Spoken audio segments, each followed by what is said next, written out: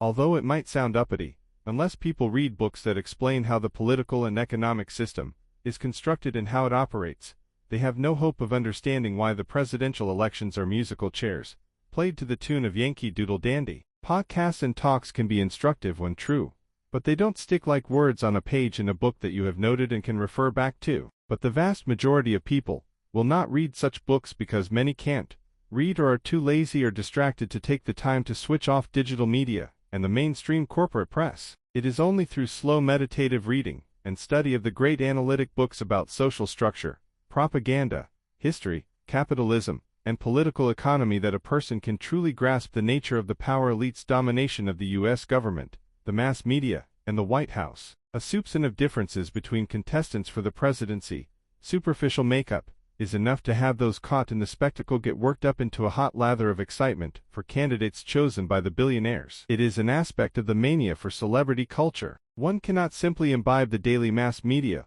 listen to talking heads, or read books recommended and promoted by the New York Times, or some prize committee such as the Booker or Pulitzer Prizes. See the New York Times bestsellers here, as if pound 5 could be as best as pound 1. It is no secret that the reading public has been shrinking for years as literacy has waned dramatically. This is not an accident, as the internet, cell phones, and the online life have been pushed by the authorities at every level, including throughout the school system. I am not arguing that the voters saw through the electoral charade in the past because the level of cultural literacy was higher.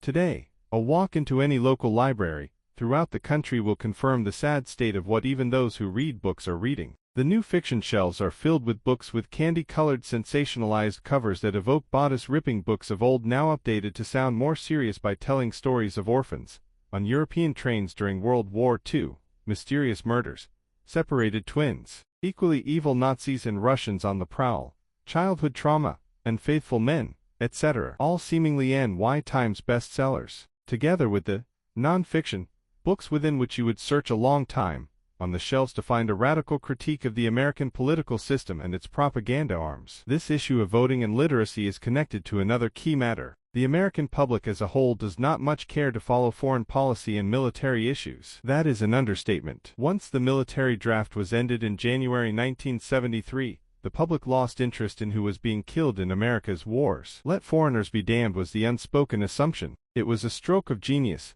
by the military-industrial political complex, for politics has always been about what's in it for us, and when the military is voluntary, and Americans are dying in smaller numbers, people are indifferent to the killing. When it comes to politics, the public's focus is primarily on domestic issues, the economy, healthcare, taxes, etc., despite the fact that the entire economy is dependent on war and preparations for war, and the U.S. has been at war continually for decades. The U.S. spends nearly $900 billion annually on defense spending.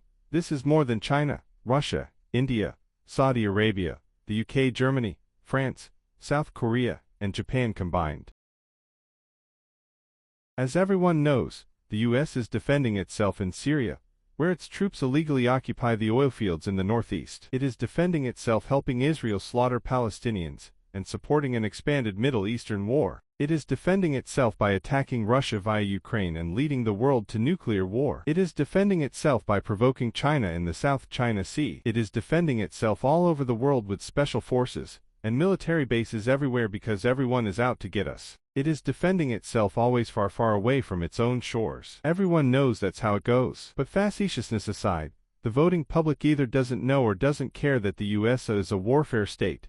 It's as simple as that. Without waging wars, the U.S. economy, as presently constituted, would collapse. It is an economy based on fantasy and fake money, with a national debt over $35 trillion that will never be repaid. That's another illusion. But I am speaking of pipe dreams, am I not? And whether they choose to be aware of it or not, the vast majority of Americans support this killing machine by their indifference and ignorance of its ramifications throughout the society and, more importantly, its effects in death and destruction on the rest of the world. But that's how it goes, as their focus is on the masked faces that face each other on the stage of the masquerade ball, every 4 years. This charade is comical but accepted by so many, and as the Halloween season in a presidential election year in the U.S. approaches, it becomes most clear. It's always a trick until 4 years elapses and the next poison candy treat is offered. Get to the polls. Your life depends on Educated in the classics, philosophy, literature, theology, and sociology,